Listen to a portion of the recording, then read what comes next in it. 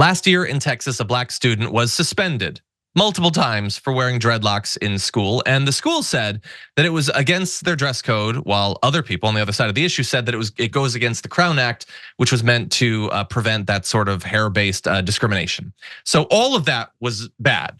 It got worse when the school superintendent, Greg Poole, decided to take out a full-page ad in their local paper to argue why continually discriminating against a student for having dreadlocks isn't racist, and it's not as bad, and that you shouldn't be mad at the school for doing it. So here it is. That is so many words to write about this. It might not be enough words to serve as a good apology, but it's a lot to say in support of it. So here is the argument that he makes. So first of all, not related to the hair, he talks about how he's mad that the paper wouldn't run a previous article he wrote where he slammed COVID protocols.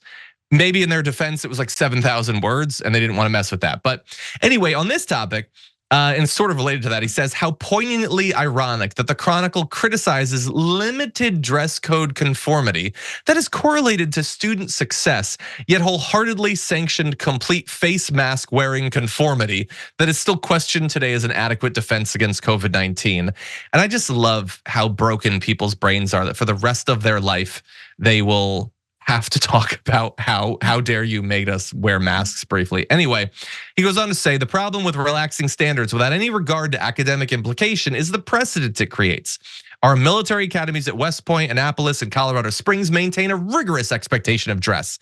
They realize being an American requires conformity with the positive benefit of unity and being a part of something bigger than yourself. Notably, that's not the school that we're talking about, but he goes on to say, we're not racist. We had black people on our board 50 years ago. So, isn't that good? My counter to that would be, it doesn't seem to have produced less discrimination. So that sucks. But anyway, Sharon, this sort of discrimination against certain hairstyles is hardly new. Common across America, despite the fact that the Crown Act or versions of it have passed in many states. We see this constantly in schools, in jobs as well. It's weird that people would think that this is the hill that they should die on. But what do you make about his argument that being an American requires that you cut your hair or something? I think it's brain dead because he doesn't seem to get that by forcing some to conform to a standard, it's forcing them to lose a portion of themselves and not other people, okay, who perhaps it's more inherent to wear their hair a certain way. It's ridiculous. And by the way, you're right, it's not a military school. So knock that off. And I also think it's rich that he would pen really an op-ed against one student. If something happened at the school, we'd get, the response to the media would be, well, we can't talk about individuals in school. We can't do this. But here he is writing this dissertation, if you will, about why he's right in all of his glory and all of his whiteness, I guess. And I just think it's brain dead. Like this, You're exactly proving the point that, it's all about you and nothing about anyone else who looks different or has different hair than you. Yeah, and like the idea that he has in his mind, there are certain haircuts that showcase respect or certain haircuts that are like, that is America. And he thinks that that means something. This is why when I say when I point out that someone like a Ben Shapiro, that people don't stress enough how the fact that he is a racist undercuts everything about his brand. The idea that he is a logical thinker, that he's an intellectual. If you are a racist, your brain is broken and you can no longer accurately interpret or discuss reality. You just can't, because you think things for reasons that you don't understand that make no sense. It doesn't matter what his hair is. Like you see the hair and you get mad. You have an emotional gut reaction to it. It's not an intellectual thing. It's not a logical thing. It's not a necessary thing. And the fact that not only can you not overcome that feeling, but you don't even realize that you should try to, implies that you don't know how to function in the world anymore. Everything has to be exactly how it was, how you were trained to believe that it should be when you were a child. And if it wasn't, then that's disrespectful. When you could make the case that, I don't know, letting people wear their hair the way they want, so long as it's not physically hurting another person, that's respectful.